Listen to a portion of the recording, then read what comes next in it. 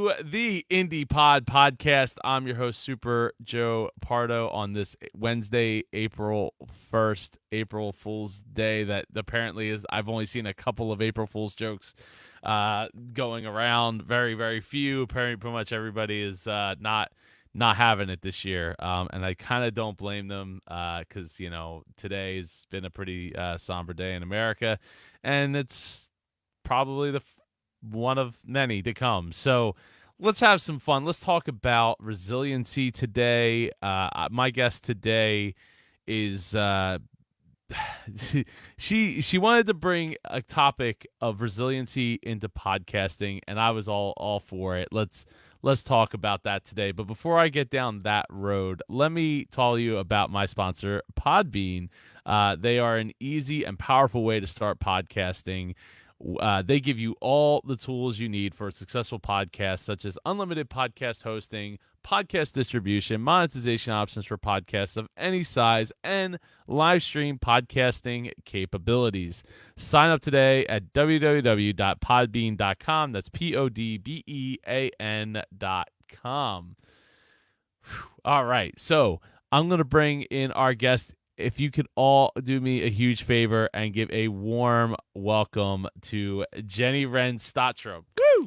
Hi. Did I say it right again? Hello. Yes, you did. You did. Two times in 1 week. You got it right. Yeah. Wow. Yeah. That R is awesome. that invisible R is actually starting to disappear from your name. It's amazing how that happens. Yeah, it's a wild one. So here we are. Yes. So Jeni, why don't you, before we get into the whole topic of resiliency for podcasting, why don't you give some background about yourself and your podcasting journey? Yeah. So I've been doing podcasts somewhere around 7 years. And it started when I was performing. I was an artist and I was recording my record, and I was also putting on festivals. So I had put on a benefit show and done media for it. I was writing for some papers, and it was like, hey, I was approached to be interviewed for some of these like internet shows, which was the podcasting that was going on at the time. And I really enjoyed doing it. People were like, you're really great at this interview stuff. And I was going on radio shows too. And so I was approached to kind of get into that. And that was 6 years ago, 5 years. This would be 5 years that Gritty Birds launched. I ended up launching in a show, just kind of answering the questions about what it means to be able to survive in the music industry. It's a really challenging one. It's a very challenging one. I'm going to say that again, just because I think I said it twice. And it's where when I went 10 years ago, I moved to Portland. I'd been in the music scene up in Seattle, and that was when the crash happened. And the crash really changed my perspective. It changed my life. And then I got a job, and I got laid off in 2 years because the school wasn't handling funds correctly. And then, there's just been all these like massive setbacks over and over.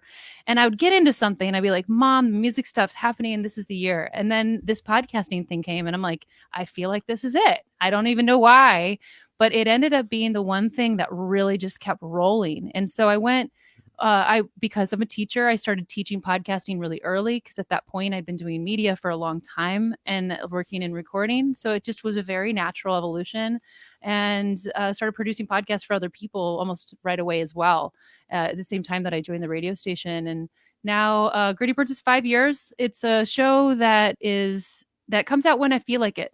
And it's a choice that I made a while back, and it was a choice that I made out of wanting to figure out how to survive and keep moving forward through just some like really tough odds that I went through. And I think that a lot of people can really relate to that. And it's been wonderful now having a production company, because we're able to really dive forward and, have that strength of character to make good things and have a good time, hopefully.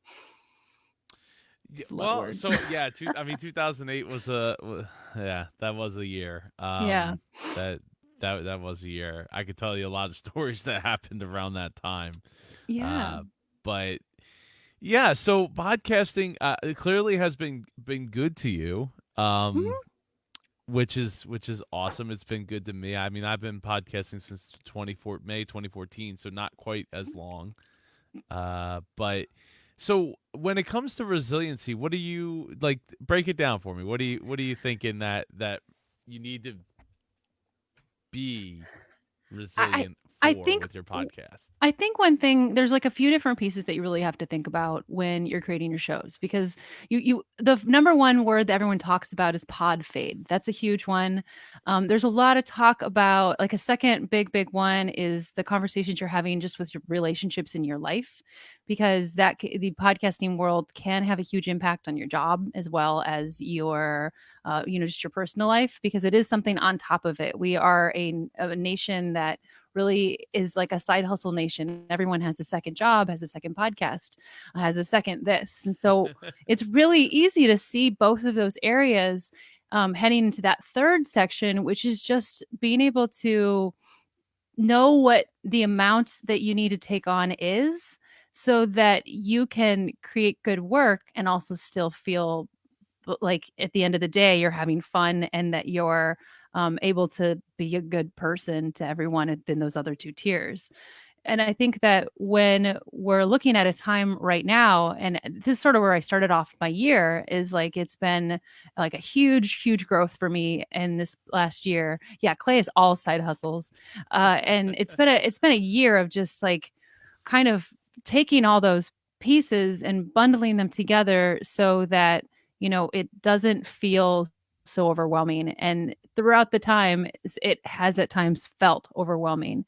And that's sort of why I wanted to kind of have that be my word this year. And it became a huge focus of it is like, is taking a look at the things that I've done to get through the worst times and seeing what other people have also done to be able to get through just ultimately really major challenges. And then, of course, this whole thing happened with the world we're in.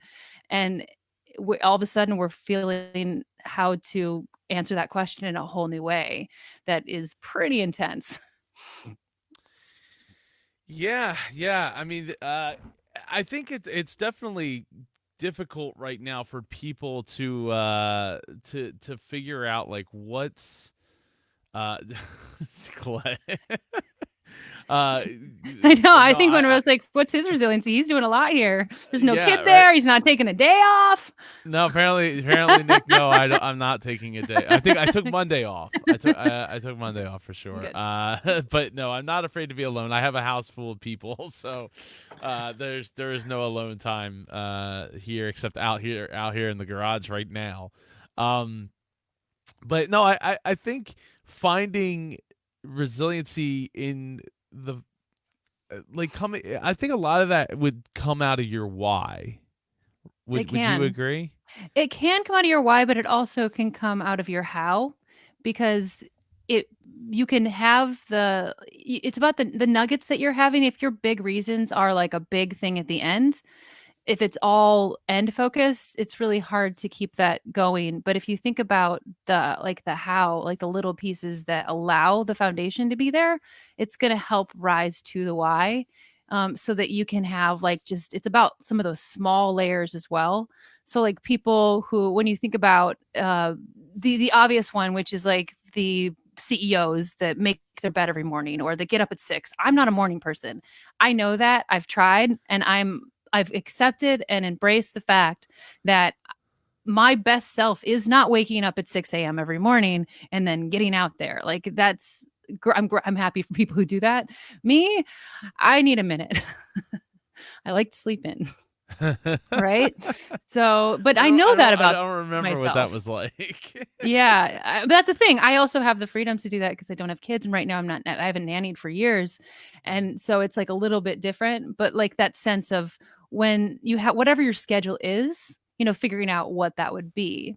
Like, what would be your why as far as the resiliency? Explain that for me. What would be my why as far as resiliency? So for me, it's about it's always been about helping other people. Yeah. Ever since I was a kid, it was like, hey, how can I like take DJing and turn that into a way to open up doors for my friends and the people around me. Yeah. And when it came to podcasting, it was an immediate, like literally on the plane when I was formulating the name, and then the plane landed, and I registered the domain name, the Twitter handle, the Facebook page before we got to the rental car down in Disney. It was it was like, how do I inspire other people to do something greater than themselves, bigger than themselves? Um, and for me, even when as the show kind of transitioned from being more inspirational to business related and entrepreneurship related, um, it still is about helping people, right? It's about Yeah. going and finding ways to help, small business owners, entrepreneurs, grow their business so they can employ more people, right? So you can help Right. more families and amplify it that way.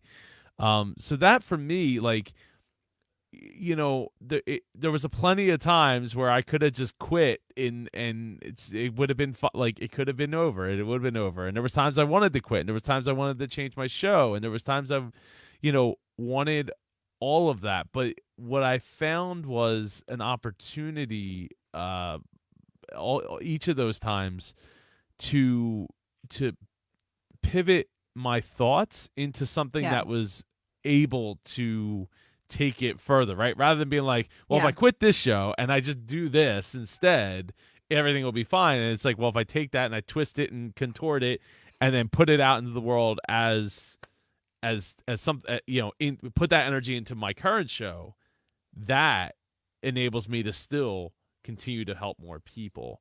And real quick, before you answer, Jeni, Yeah. I just want to say we're not getting the comments in here. Like, I'm I seeing know. them on Does Facebook. I'm anyone? liking them. So Clay, I for some reason, wherever Nick and Clay are Oh, watching it, their comments are getting through. So I don't know if they're watching like on my Facebook page or my personal profile, and I don't. apparently Tim Okay. is getting through too. Oh, What's up, there's Tim? Tim. But I want to say, My watch hi party, I don't have Larry, any Brent. comments yet. So, oh, Terry Yes, Landers says here. So Terry, in case hi you're Terry. wondering, there's actually, if you go to not the watch party, you can watch on the share, which is right below on my page, and you go streamyard.com/Facebook, and then you can be in our comments. So if you found us there, Yes. you can move over. That's Oh, also okay. a So possibility. Brent's saying it's on my personal page. That's how I'm getting Oh, it. Clay okay. said Facebook app, Interesting. but that probably still means he's probably seeing it on my personal We'll page. see. We'll see. But so I don't know if it's a restream thing I don't or know. what. But I mean, it's super frustrating. Oh, Oh, hey Brenda's Brenda, here. how you doing? Yeah, I mean, we have, and you know what? The other thing is it's not showing me how many people are live up in the top left hand corner, with us. But Yeah. if I go to restream, it's looking like 19, 20. Like we have about 20 people watching right Okay. this second, which is awesome. Thank you Yeah. all for joining us. I've got four on mine. Yeah. We're okay. You Maybe know that's what? part of it. I don't know. No, no, that would be separate because these are just for my platforms Ooh. that I'm showing. So we have like 24, 25 people. Anyway, that is Hi. absolutely awesome. And I decided to go a little bit earlier today because of the fact that I wanted to spend some time with my wife tonight. That's fair. So yeah. So anyway, so thank you, Jeni, for showing up an hour early Of to do the course. show. So I'm sorry. So, To go back to you. yeah, I mean, I would say you brought up one of the huge words that is so important when it comes down to being able to, like, handle life's lessons is the word pivot. And everyone is using that word, but that word is the thing that's been. Oh, thank you. I You're my know, right, favorite too, Clay? Clay. Um I like uh how it went from like, oh, my two favorite humans to like, I'm only here because of Jeni. No, Clay and I met, and I mean, I think this is a good example. We met because we spoke at the PMX competition out in Philadelphia, and I was at that time really unhappy with my day job. I was working at Guitar Center, and it was just necessary for me to get a job because everything that I was doing in media wasn't paying me enough to like make the bills, and where I was that like 2-3 years worth of experience in like radio, etc., was not getting me jobs like in rather than like a first interview for radio stations. And I was frustrated. And so I got into audio retail, and I was like, okay, I kind of stepped back from my show because at the time I was getting therapy for PTSD. And it was a time for me to be like, okay, we'll step back.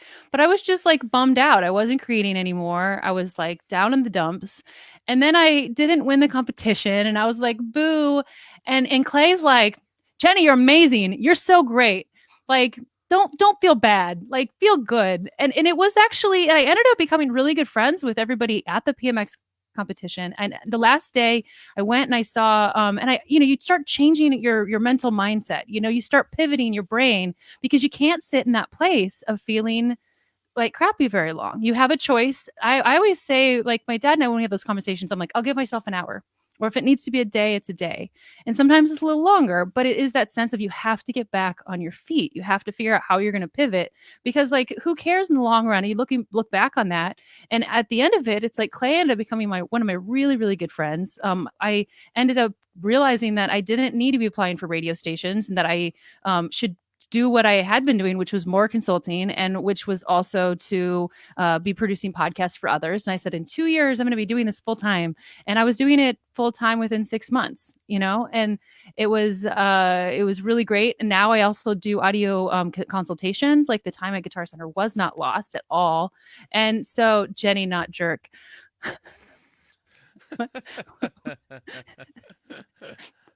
So it was that moment of sort of saying like, well, what do I need to do to get to where I am? So there, I guess if you want to think about the why in that, it was like my why was that I had been like volunteering and trying to help people, and I just felt like it was just draining me, and I needed to focus on my like getting my spirit back up. And once that happened and I was able to put that time into it and like put that money aside and make those decisions, it was a really fast turnaround. And like it also kind of jumpstart that winter just because there was just a couple things that like just really came to a head, and I was like, I have to leave Guitar Center. This place isn't good on my spirit anymore. And but I feel like some of it was that moment of like getting on that stage and doing that thing. And even though it didn't go how I wanted it to, I'm learning every single time to be a little less defensive. And that is probably my number one thing is I'll just be like, what? And I'm always working on that one. That's not my like biggest strength, but it is something that I think that once I recognize that, it allows me to pivot more, because if I feel like I'm being a little like extra jumpy, I can kind of step back for a little bit and say, okay, let's give it some space and get back to where we want to be so that we can be helping people and that it's not about like my energy. Right. Yeah. Yeah. On a side note, is it, I mean, I don't want to say that it's a factory of sadness working at music or Guitar Center. Oh, it is. It is. But I mean, look, I have spent a fair share of money and time at Guitar Center. In my days, and getting to know the people that work at Guitar Center, and it definitely seems like a factory of sadness. It's a place that is challenging in any retail. It's a very competitive environment.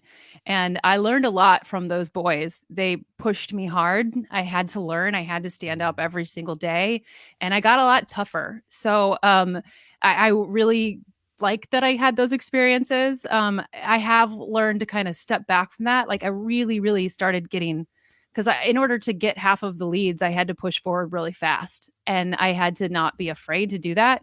And that wasn't always popular. And but it taught me something where I think before I was pretty, I would defer a lot, and that was something that I stopped doing as much. And now I probably could defer a little more sometimes, but it's okay. Well, there's strength in being able to defer, right? There's strength in being able to not say something, especially when everyone else is like, I would have totally like gave that person a piece of my mind. Like that's, there's strength in that.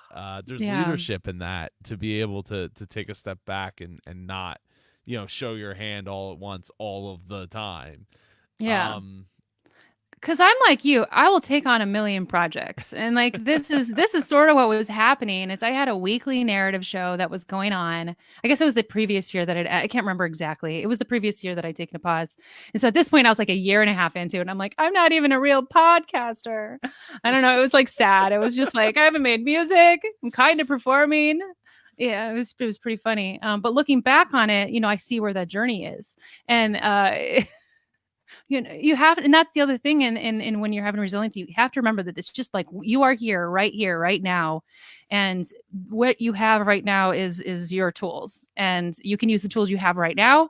And if you want to get those other tools, you can develop them. Like plants don't just show up. Like they're growing outside right now and it's looking really pretty in April. And yeah, it's still kind of cold, but it's not like Antarctica. I don't know. I so like there's a step and you have to recognize and take a look up. So like one of the big exercises when in like cognitive behavioral therapy is like when you're sitting there and you're kind of like getting lost in your anxiety is like look up and then or look around your room and like make notes of the things around you. But you can do that not just even physically, but you can do that about your what's happening in your life if you're feeling frustrated. We'll make stock of the things that are going well, because if you are able to look at those things, it'll calm you a lot, because nobody's not doing anything. You're always doing something. And if it feels like if there's things that just need to take a pause, you have the right to say I need to step back from it. But if it's bringing you joy and it's not hurting other people in your life, it's not compromising those relationships, where we come back to those first three things, like that's amazing and really positive for your growth forward. It is. And when I think about the times that I was challenged the most Night, Clay. in Oh, pod sorry. I'm sorry, what? Oh, I missed the Oh, good night, Clay. Good night. Take care. Hope you enjoy hanging out with the kids. Yeah. Um when I think about the challenges that I came across in podcasting, I think one of the biggest questions that I would always get asked that would constantly kind of push the buttons of like, am I doing the right thing? Like I left a family business and then a month later I'm starting up a podcast and I'm doing all these things, and was like, it's cool, so you have this podcast, like are you making any money at it? Mm-hmm. And it's Yep. like, yeah, but well, hold on a second. Like, if I was at school right now, you wouldn't ask me. The first question you wouldn't ask me is, "Are you Mm-hmm. making any money at it?" Yep. And that seems a bit ridiculous, right? So Yeah. why would it be any different? Um, I for somebody to yeah. feel like they could just say that, and it pushes you down in a sense of like, well, hold on, I gotta like maybe I gotta check myself, and I did that, and I don't know if you've done it at all, but like I call it treadmilling on zero, where you're like you're making money, you're paying the bills, you don't really know how you're paying the bills, but you're doing it. It's just you constantly feel like you're not actually getting ahead though, so you constantly feel like you're making zero. Right. Totally. Because you kind of are. Yeah, right. You're netting. Yeah, you're netting Yeah, not you're a netting positive. zero. You're just getting by, which And then there'll be like a big leap forward. And then like sometimes the big leap forwards come with a canyon afterward, because and I get this because I have big projects that I do. I've always taken on big projects that are maybe that go on for a couple months. And then when that project is done, you're like, wait, where did like 25 of my hours a week go?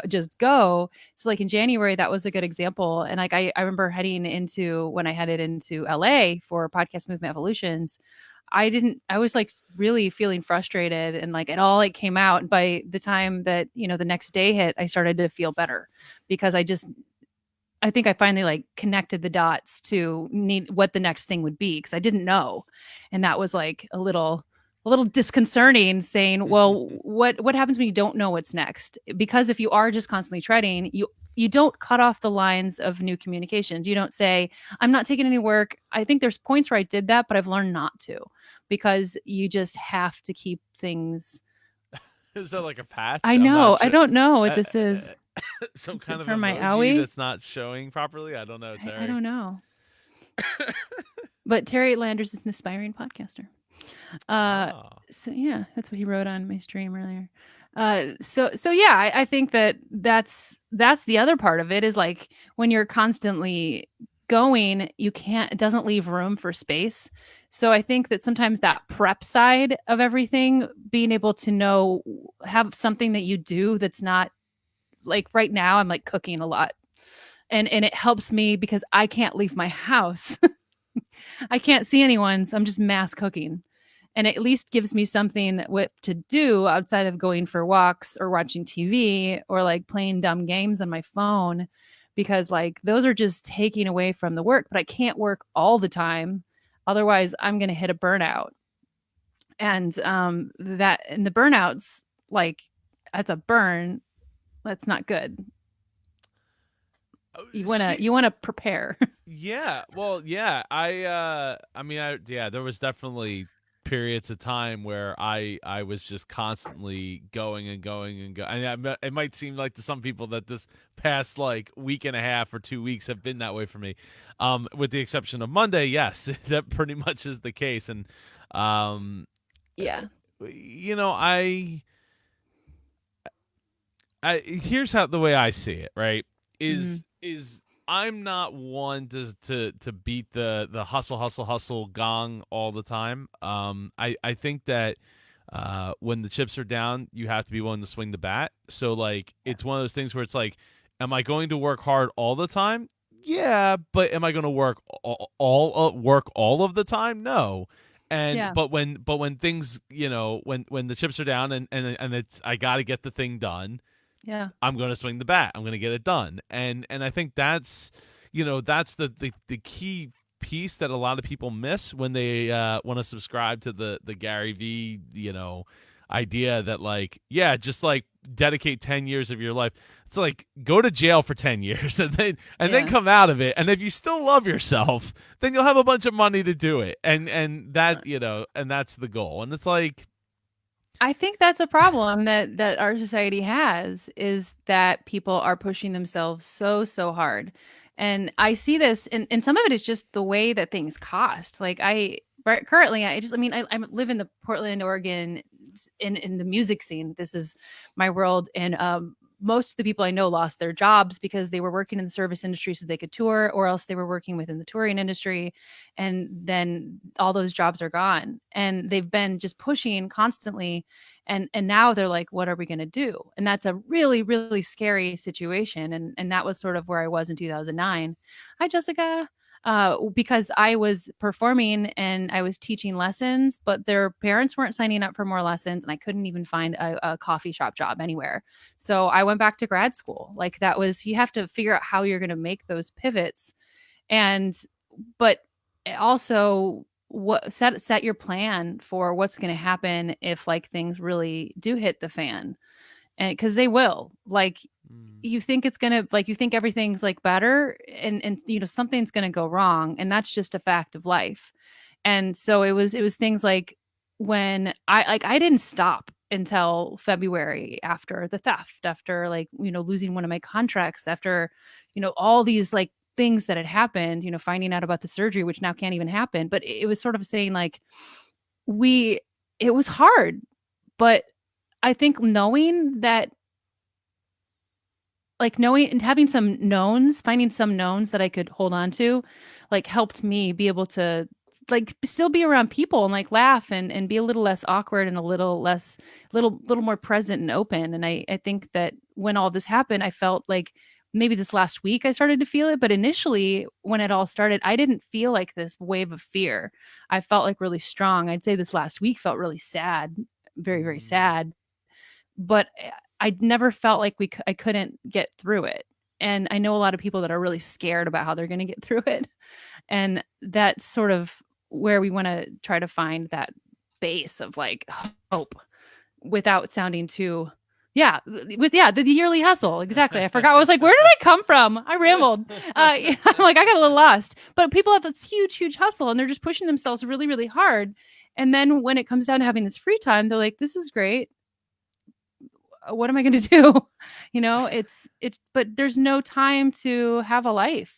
And that was something I started bringing back into my life. Is when I left Guitar Center, it allowed me to have a life, and I hadn't had one in a long time.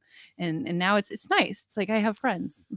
Most of them are online in the internet world. On the podcasting side, just nothing wrong with that. no, it's been great. I've really enjoyed it. Like, that's the coolest thing about being able to travel. I'll really miss these travels. That's something that for me is probably that's not a hard, I don't want to say it's a hardship, but like, it's one of the things that brings me joy. It's the thing that gets me moving forward, is having that nugget of getting out of town. And so I've got to find other nuggets, and that's okay. Yeah. Well, I mean, there are people that want to work like that, right? And there's people that are going to do that in that sense. But I am also of the subscription of like, just because you showed up for 12, 14 hours a day, how much of that was actual work and how much did you actually get accomplished? Because if you did, Mhm. you probably wouldn't have a lot to do after a few days. You No. know what I mean? Well, Like, that's the same thing. It's like if you're talking about how hard are you working or like how efficiently are you working is so yeah, much of it, because you can do a lot of things very, very quickly and then leave that time and prioritize it, and it doesn't feel it's much work. And if you can find those hacks that really, really helps you, or find out your system for certain things that allow you to have a support system. I mean, that can be your family, however, or right before we started, we were talking about cooking, and I'm like freezing all this stuff, and Joe's like, I don't know how to cook, but my wife does, so like it's even like your feeding needs, it like, it works within your family so that you can do that because you're not the one heading out there to cook, because that's not your thing, and your wife supports you in that, right? yes, So thank yes, you to Joe's wife. Like, yes. so, but that's one way a family might do that. And, like where you figure out how to get those things going so that each person can like, yeah. But even in your work day, like if you know that if you can batch certain things at once, just get those done with and have them ready. Or for me, it's templates. I'm like a template queen. I'm like, everything is templates. And the simpler I can do, or like right now I'm making all these videos which are going out for the Free Friday series. And I mean, I'm using them and sending them to my launch clients, my clients too. And it's really nice to have that catalog, because if they have a question, I mean, when they can watch that, but then we can also have our 101. So if they have a question, I'm like, this information's here. This is the write up on it. Like, go check it out. Or and I can also send it for other friends who have very similar things, that have another perspective from it as well. And it just takes away all this repetitive conversation. And then there's a certain point where you just say no. So one of the big things this year was that a year ago, I was doing all these free consults and they were great. And I like doing things for free, but there's a point where it needs to switch over. And so what I ended up doing was free 15s and then like paid ones. And I ended up getting a lot of paid ones, and it was really great. But I stopped doing just like quick answers like on an email, and partly just because it kept distracting me from my workflow. And so it's like, and if I get an email that way, I'm really not as quick to respond. I just forget. So it's good to give me an email, but you have to ping me back. But if I get somebody on a call, I can answer that in 15 minutes if it's an easy thing. Otherwise, I can, if they're like wanting something longer, we can do that. Or we're on that call and then I remember and I can send them something right away. And it's a quick move, because I have, 5 to 10 clients at any point, and they always come first. But if I'm responding to a bunch of people, I can't be as good to my clients as they deserve. So I need to know when I need to step back and get this organization. So like these last 2 weeks and with the Free Fridays, it's been kind of stressful, because I hadn't anticipated on doing this. I just really wanted to do something for my community, because like seen so many of my friends lose their jobs is like really, really hard, because they don't have rent, they don't have backups. It's just really difficult to see that. And it's meant everyone's on edge, and everyone's on edge for their own reasons. But that was for me a wake up call.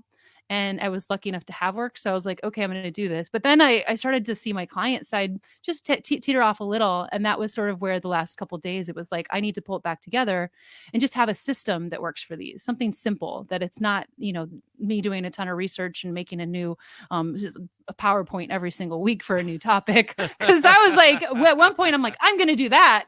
And that was a terrible idea. Like, partly because it's just not maintainable and to have those relationships, like when you see the relationships suffer. So, and I found myself just getting a little more irritable around people. And I was like, okay, if I'm getting irritable around other people, I'm being irritable to myself. And, you have to making that choice to like put yourself at, yeah, just know yourself, get to know yourself. If you don't feel like you know yourself yet, just notice when you're feeling, notice when the hustle is pushing you as opposed to you pushing the hustle. Yeah, I think being able to listen to your, yourself, listen to your body, it's one of those things as a runner, like I'm Yeah. pretty in tune with listening to my body all the time. So it's it's it's one of those things where it's like the mental health of being able to uh, put yourself in a position to not be overwhelmed and feel the pressure. So like an example Under of that pressure. is it's yeah, exactly. It was this week, this past weekend. I was feeling a tremendous amount of pressure leading up to those days the during the virtual conference this past weekend. And Yeah. like I mean I felt it like in my chest, like it was like a weight on my chest constantly. And I'm not even really that sure why, because like nothing felt out of my control or anything like that. I mean one thing I think I would have helped a lot is if I had actually taken my own advice and made a checklist. So I was just Hmm. constantly running through the checklist in my mind instead of like writing it down and being like check check check check check check. Oh, Yeah. everything's cool. Like I'm not going to forget anything. Yeah. Um As a but person with yeah. ADD, lists are a huge thing. I have so many of them, and like sometimes they get off, but I have them in like four different places. And for bigger projects, I really appreciate some of the online tools, Mm. like using Dropbox Paper or using Trello, that like keep all of those in order. And I don't always like live by those, but even just writing that down, really that check off, especially when it's a big project like what you did for the weekends. How many speakers was it? 40 or Oh, 20? it was over 40. 40. It was like Yeah, that's a 20 lot of plus each day. coordinating. Yeah. But fortunately, they were like, sending out the emails. Everybody, not everybody got the email, but everybody except one person showed up. Oh, So yeah, so we were like, I mean, it went. I was expecting a lot more people to not show up, to speak for what, like they just didn't receive the email or anything. So yeah. like, I reached out to a couple of people that when it was getting down to like, okay, there's like 3 or 4 minutes left in the talk, like, and they're still not in the room, like, I gotta figure that. You did that um with me, actually. I did. Yeah, no, you were Okay. like, "Hey, can you come early?" And I'm like, "My hair's still wet." Yeah. Oh yeah, well that was because the speaker that was supposed to be before you Wasn't in there yet, but then wasn't in there, and I yeah. emailed her, and she's not feeling well. I emailed her back again today to check in and see how she was feeling, but Oh, no. haven't heard back actually yet. But Oh, I hope she's yeah. okay. Yeah, I hope so. She's in Louisiana, and Ugh. she was potentially having like COVID-19 symptoms. So I don't Uh, know. I don't know. I know. I hope that she's all I right. hope she's all right. But so but I don't know. I just was really nervous that, like, I guess um I don't know. But I you don't know. did it. Yeah, I know. I knew I could do it, and You that was but the thing. some Like, it that's the wasn't thing, it's even like under scary. pressure, it's like I had this hesitancy and there's this big project and I think I'm a little nervous about it because it's a bigger project and just on top of everything else, usually I would just whip it out and have it done. And I think finding the balance between the two, but it's just like I just got to do it because that's the thing. Once I get into it, I'm like, oh, I know how to do this. This is great, and then I just get really excited about it. And it's like there's that like tension of like, but what if I fail? And it's just this little like quiet thing inside of me that it's just like all the in the artist's way they talk about like I've only made it to like the third chapter ever, and so every time I redo it it's like what are your demons, and like I always go through it again. I'm like, yeah, those people that sent the bad, I need to go farther in that book. And that's so much of it is like we are trained from young ages to have these voices that are like sending us negative thoughts over and over. And in my meditation trainings I was it's always like I hear you, I let you go. I hear you, I let you go. But it doesn't make them go away. They still exist. They're going to be there. There are people that say they've never had that before, but I've had people who said that they've never had that before. And then 2 years later, they're like, guys, I have to admit, I have depression. You're like, yeah, you're a human. It's okay to be a human. Like, that's all right. Like, you have permission to do that. I want to give a quick shout out to Jock. What's up, Jock? Thank you for saying you guys are amazing. Oh, thank you. I I don't, would love to learn how to do a podcast. Yes. yeah. Well, you're in the right place. Yeah. Being in the indie pod group is definitely a good start for you. Um, Before we go on, I just got to give a quick read to our September event, September 24th to the Ooh. 26th, 2020. Assuming that it can Assuming. happen in person, but there is a contingency plan to do it virtually. Obviously, we've already done it once, so it wouldn't be that big of a deal to do it again. No, in Philly. Uh Philly's fun. Yeah, well, it's outside of Philly, so it's in South Jersey. It's about 20 minutes from the airport, so Okay. it's very convenient from the airport. And we get together Thursday, Friday, Saturday. There's you get like including your tickets going to be lunches on Friday and Saturday. Nice. You are going to get there's like after parties on Friday and well Thursday and Friday night will there'll be after parties or like mixer type events. There's free professional headshots included by my girl Jeanette, who's been doing Wow. it since day one, since year one, back in 2015. That's included in your ticket. You get an event T-shirt included that people like fawn over. I'm not wearing one right now. I'm wearing a Mickey shirt right now, but people literally. I mean, Emily Prokop. If you don't believe me, ask Emily Prokop. She will I tell love you all about how Emily. much she loves these shirts. The event shirts that we put out. Of course, it includes your badge, and it'll include a virtual ticket, so you get all the talks in demand. What we do is different than a lot of other conferences. We not only do we feed you, but it's one track, so you're in the room with the Dave Jacksons, Jessica Kupfermans, Emily Prokops, Joe Pardos of the world, all rubbing elbows, all getting into the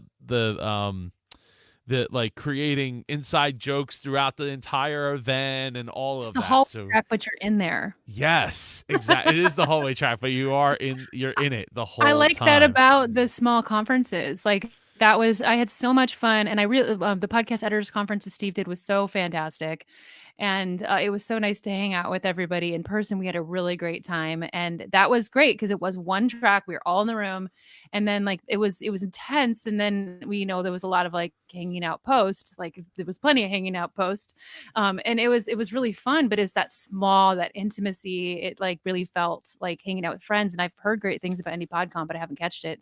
Oh, Catched it. catched it, caught I it, ain't, I ain't, pod I ain't catched done it. catched it. Oh God. So yeah, so we do. Jacques says I want to be in the room with you guys. I Yeah. thank you. Yeah, you definitely Get in do. there, Jack. It's Jock. so right now it's $199, but you can get 10% off your ticket if you use offer code IPP when you go to check out at indiepodcon.com/register. Yeah, Oh. so there I mean there's Hi, just Larry. so much. Oh yeah, Oh, there's Chris Curran. I'm going back through. oh you're going back Hi, there. yeah. Yeah, I was like, yeah, because I hadn't streamed on the Facebook yet. yeah. Okay, cool. So yeah, so there's just so many things included. We do have you heard about the Creative Podcast Workshop? No. No, you haven't heard about it. So Tell me, tell me so about so it. you, Jenny, you team up with three other podcasters. Okay. You get an envelope with 6 words in it, Oh, and you have yes. 20 minutes to craft a podcast Oh, that's fun. I using do those that. words. That sounds really cool. That's actually like a portion of my workshops. I'm always like, you and another person sit together, like, and I have them like do that. But that sounds really fun because it brings in sort of like that random prompt. I like doing that It in song. I is. like doing that in songwriting. That's really Oh, fun in songwriting too. Is like I like I'll get what a you were bin of like. a few words.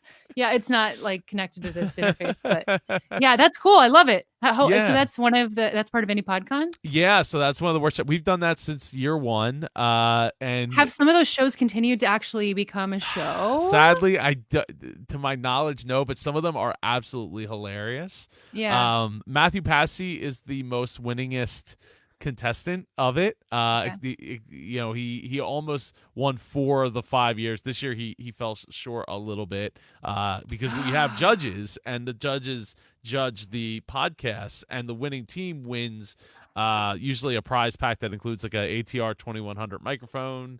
Like Audio Technica has sponsored it a couple of years. Some other companies have sponsored it, and yeah, so we try to do something that enables people to like get the microphone and have a good time and get to learn and get out of their comfort zone and have to be forced to talk to somebody else that they may not know.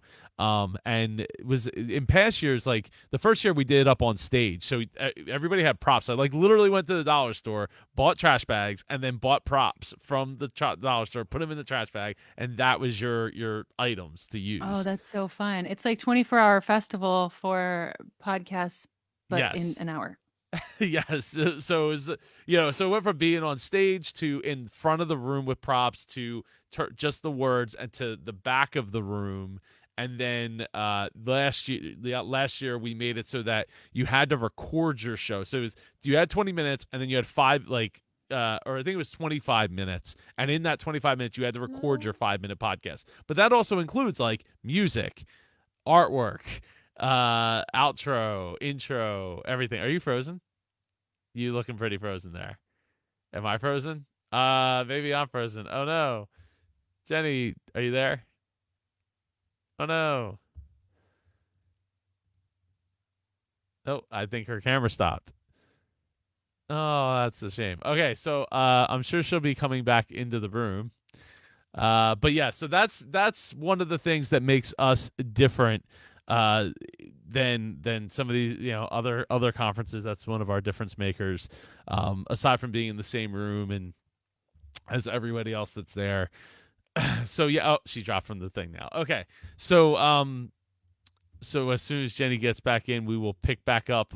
Oh, Okay. there you are. Yeah, I lost you there.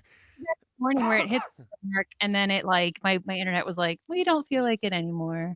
So I don't know what's up with that. I live out in an ADU, so additional dwelling unit. It's in the garage, and so it's far away. And then Mm. we just got a link, like so that we can link between the two because this desktop, like this is the other thing that made this week frustrating was the laptop just really has not wanted to work. But I've barely been home and for the last several months, so it didn't really bug me. But now that I'm like here, well, I mean, I was already going to be back home. Like this was already like I wasn't going to be traveling anymore. But it still is not perfect. So I am, yeah, it's back now. But So anyway, yeah. So that's what it looks fun. it's one of some of the differentiators of Indie PodCon versus other Cool. conferences, and we have an attendance cap of 400 attendees this year. Generally we get a little over 100, but now that I have a team around me to help like facilitate a lot of things, Yeah. we're willing to take on between 300 and 400 podcasters in the same room. So yeah, so I'm pumped. I can't wait. And like I said, worst case scenario, it will be virtualized. I will definitely be still implementing those like the virtual or not the creative podcast competition workshop into it so that people can like jump into a room, maybe like using That Zoom or sounds something like fun. that. So I'll figure it out. But anyway, That's that's cool. that. So if you want that, if any of that sounds fun, go pick up your ticket, save 10% off using offer code IPP at indiepodcon.com slash Hello, register. Cheryl. That sounds really So fun. Jeni, Yeah. so you alluded to business on your end Yeah. possibly slowing up due to It hasn't as much as I thought it would. I actually have a new launch show that's coming up, a new like Latino podcast based out of Portland. I've still had some consults.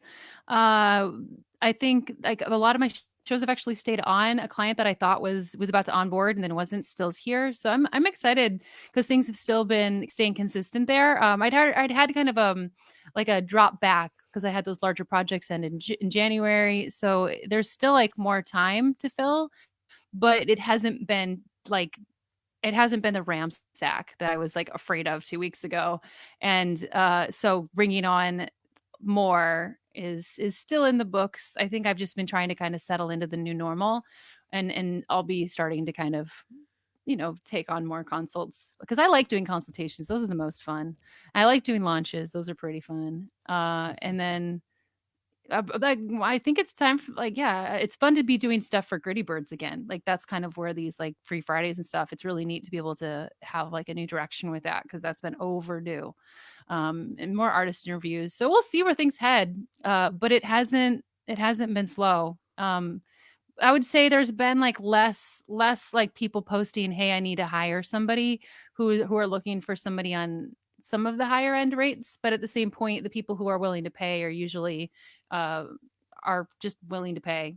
So it sounds strange, but the editors are doing okay. There's a lot of shows that are going to cut at times, maybe some of their staff, but yeah, I haven't lost a contract.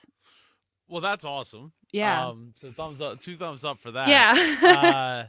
But I think one thing you said there about the people that are willing to pay are going to pay, and for anyone who's new to the online selling anything kind of game, like the hardest thing to do is go from $0 to 1 cent, and once you can commit them to digging into their PayPal or their Venmo or their the credit card or be Yeah. making a payment online, they're opened up to so much more than just a penny. So, you know, Totally, because like I'm helping take their time off because especially when you think about being online all the time, it means that a lot of people are still having they still have families, they still have their jobs on top of everything else.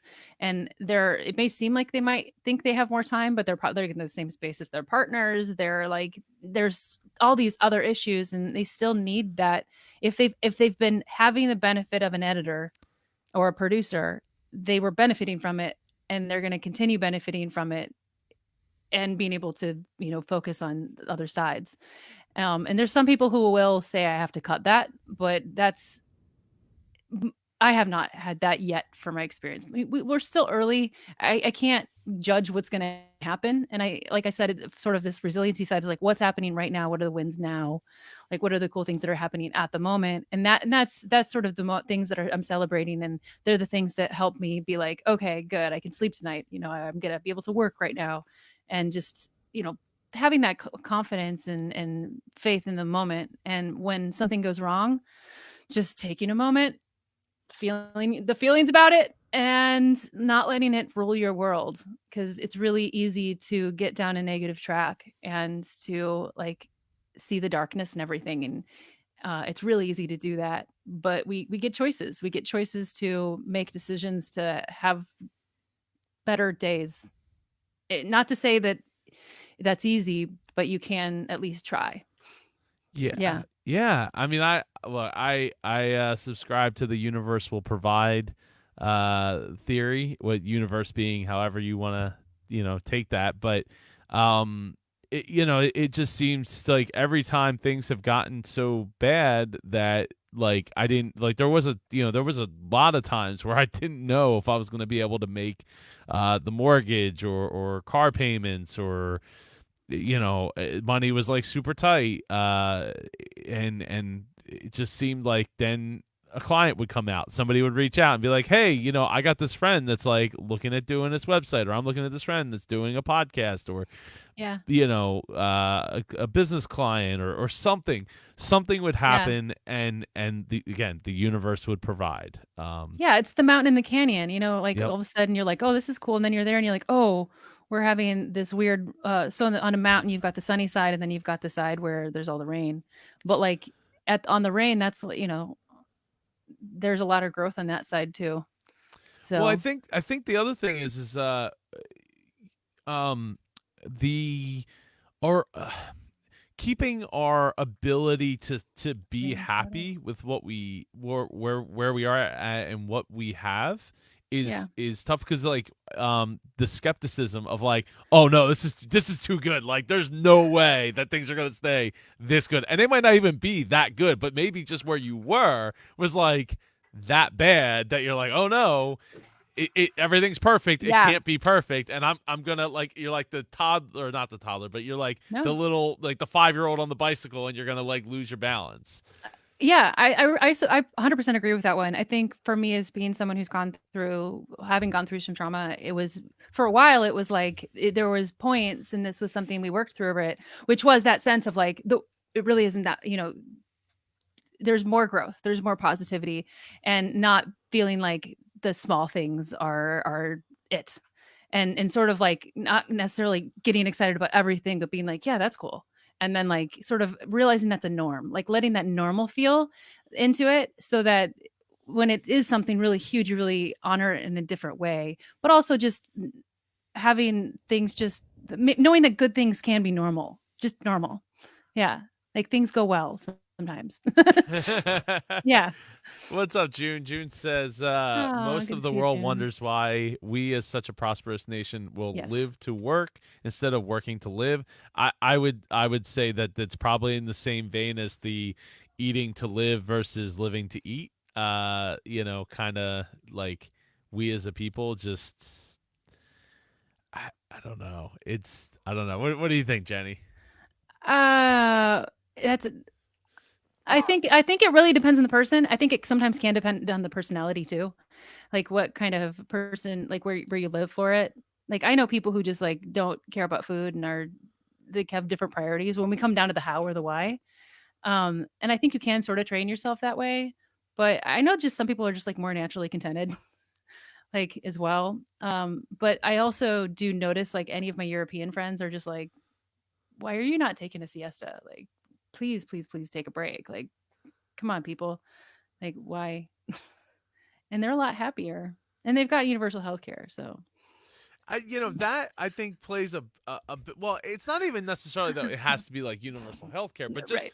that to have health care that's not tied to an employer, I think Yeah. would go a long way in creating more opportunities for people to go and do the thing that they want. Yeah. Right? Like 100%. I I'd could say that's save a up a huge bunch of fear. money and then like quit my job, but that's not going to help the healthcare thing. That's going to like drain that money like suit to like way faster than me like eating ramen Yeah. noodles instead of eating, food like real Yeah. food. If you don't have that going on, unfortunately, it means that you probably shouldn't go rock climbing and you shouldn't like right now nobody should be doing anything like dangerous. Like I've been but it's telling the my same kids for the last like 2 don't fight. weeks, stop climbing on the couch because someone's going to end up in the hospital and It's we you don't know want to be that. there. Yeah, exactly. But like that's one of the things that happens when you don't deal with health insurance is like you're just like, well, I guess I won't.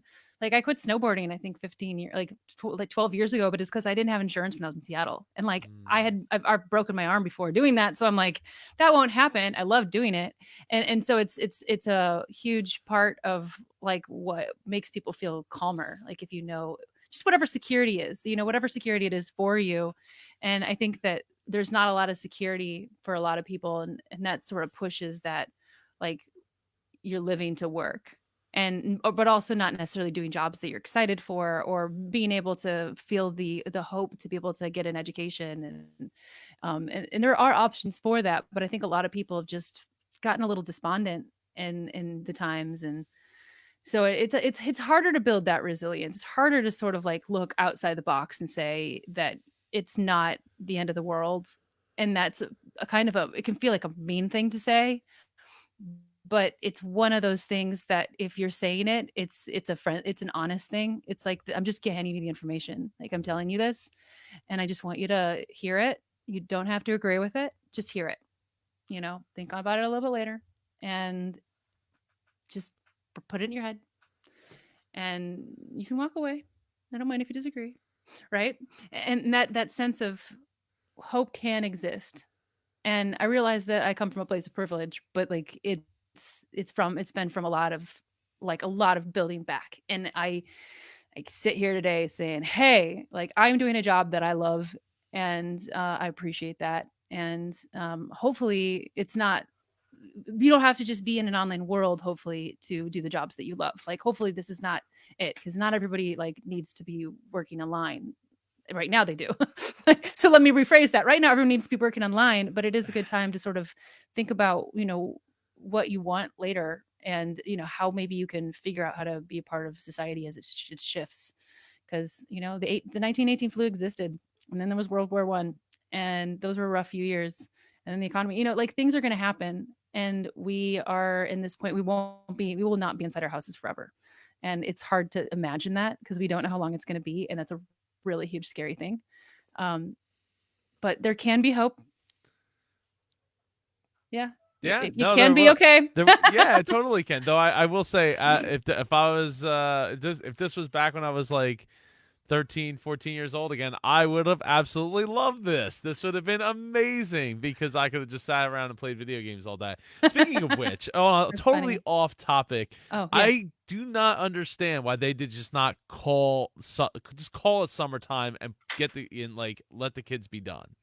Oregon did.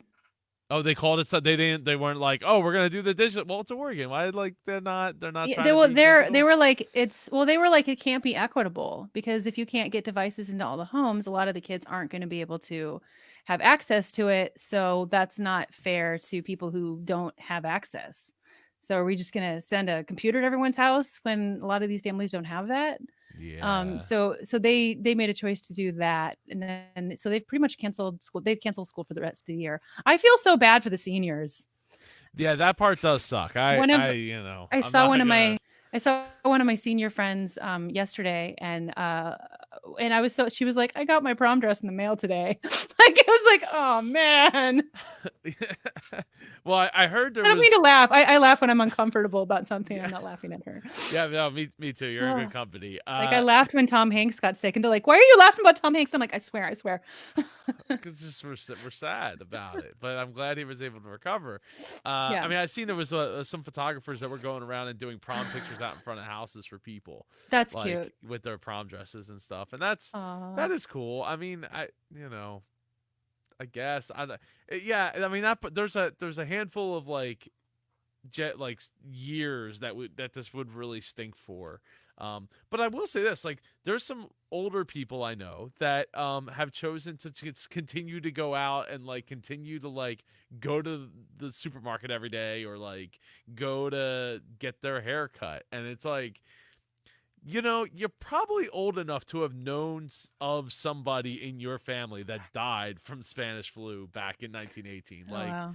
don't you Yeah. think maybe you might not have known that person because you're not like 120 years old or whatever, but That was don't the you year my think like the lessons learned, like I don't know, or maybe at the point you just don't care, I like think you're it like, kind yeah, of comes whatever. I think it comes down to the part where when you were when like the old people don't want to leave their house because there's a thing and they're like, this is my life, this is how I live it, I don't want to live it separately. We actually my good friend Rosalie, every Thursday I get together with her and these other ladies. They were Quakers. They're really sweet. They're like over 60, and I just meet up with them and we have an IPA. It's really fun. And we convinced Rosalie that she needed to stay in, and so we convinced her. Like she's like, I'm fine. And it became just a community concern, to just be like, hey, let's be safe and figure out what that is. And, but like my parents, they are both over 70, and they both have they're still in Arizona, but they'll be heading back to Iowa in a couple weeks, and they're going to just do a straight Mm. shot and they'll sleep in the car one night. Wow. And they just want to go home, but they still walk around the park. They live in a double, like a over 50 community, and I think there's certain places in the US that are still less shut down. Like here, it's pretty Yeah, shut there's actually down. kind of, I don't want to say alarming number, but there's a lot of places that are not Yeah. locked down, if you will, which is not it's not great. It just means that everybody else might have to end up staying that Yeah. much longer in I their was house. I was out the last 2 days running groceries, and it's really weird. I went to like Fred Meyer's, which is like a Kroger's, and it's at their company, but on the West Coast, and Mm-hmm. that was I don't know, that was a little uncomfortable, to be honest. It was a little too much people just not quite keeping distance, and so I definitely that was weird. And then today I went to a New Seasons, which was like really which is a Portland based brand, and they were very very good about all this stuff, but it's still there are still a lot of people in the streets, and so you know recognize that, and you have caution, and if you're not scared, then good, I guess. Just I wish you health.